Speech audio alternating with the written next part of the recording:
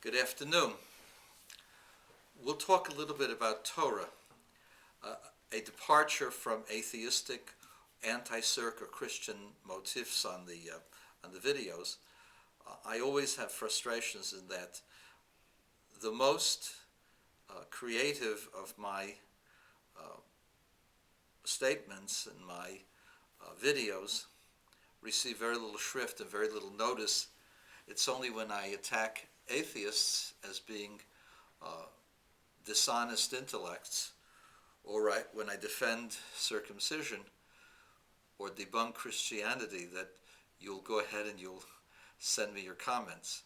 But when I talk about Torah, it seems that no one's interested. So we're going to try it again anyway. There is an old myth about a concept called the Shabis Goy.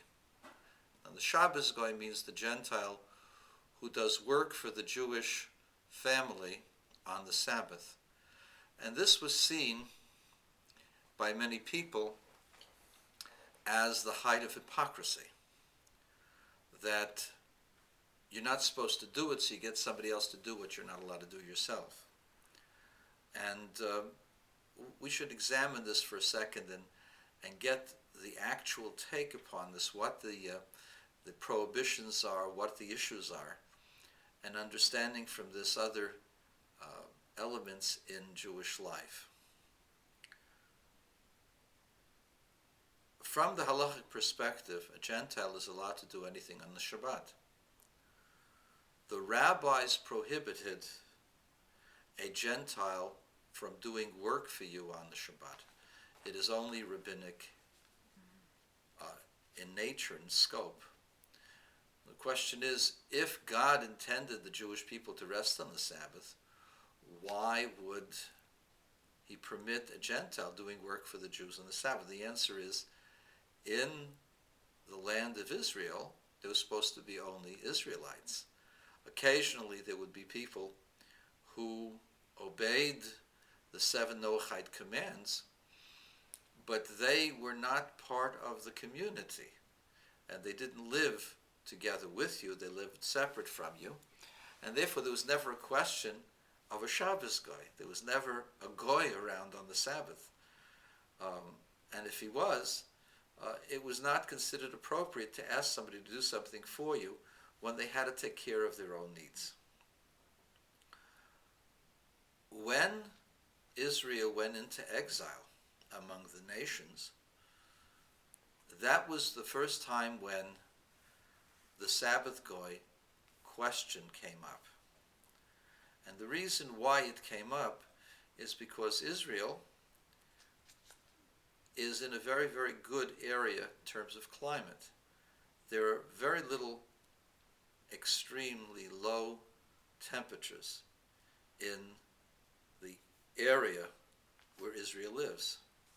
Occasionally there are very, very hot temperatures, but in general, it's a very temperate area where there's no real extremes of highs and lows.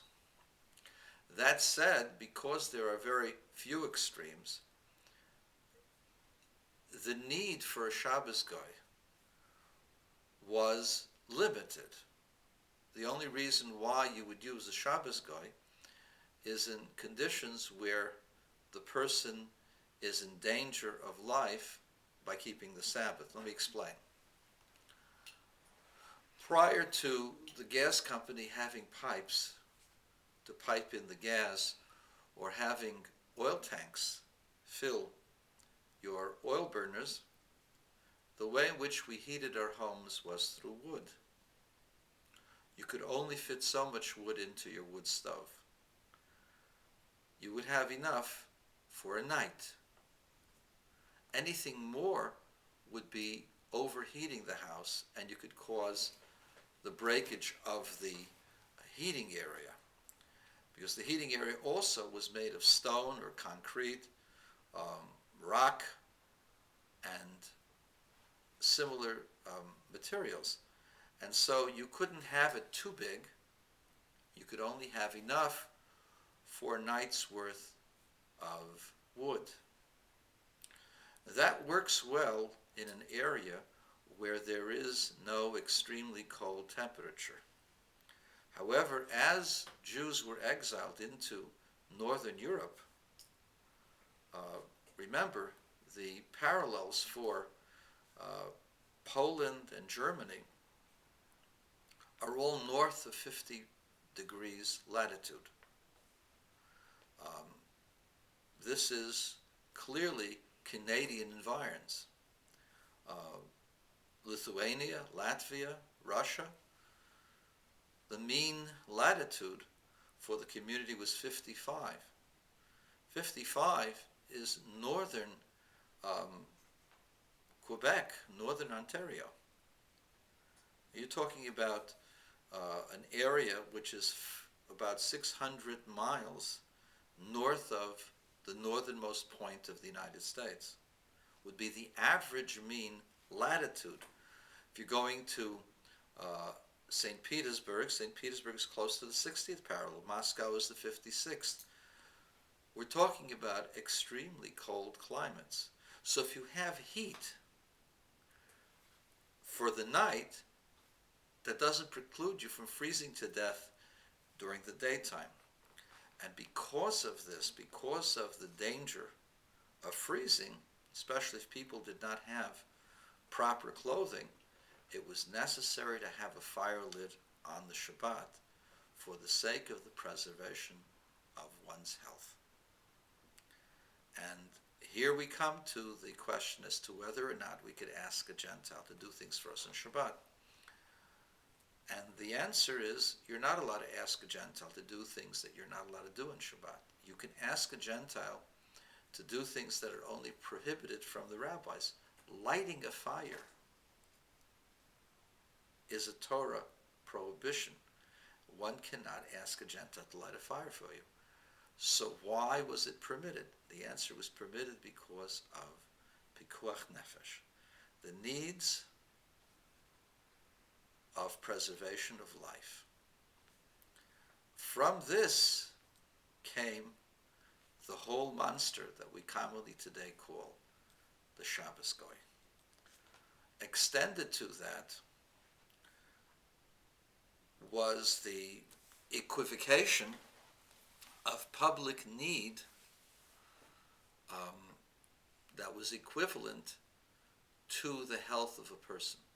Public need was seen as something that could be considered and construed as something unusual, for which the prohibition against asking a Gentile to do work for you would be permitted. And therefore, where there is public need, in certain prescribed conditions, it was permitted to ask a Gentile to do that for the sake of the public. That said, there are certain things that were never allowed to be done. Public need did not allow that you could have a Gentile build a building for you where it was known that the building was for the sake of Jews.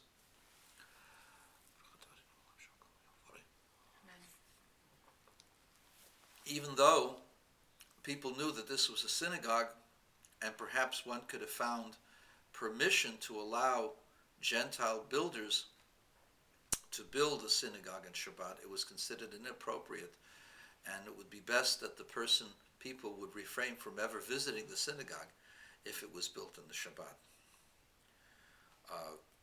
The Shabis Goy is therefore a leniency that was established when it became absolutely certain that if the restriction was not modified, that people could lose their lives.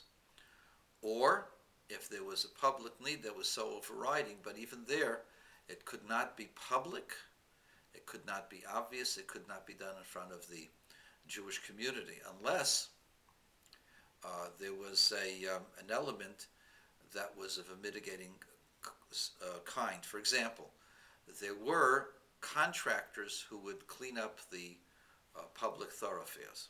You had to do this because animals and people made the public roads strewn with garbage and with other kinds of things. Remember, horses lived, and horses were not potty trained.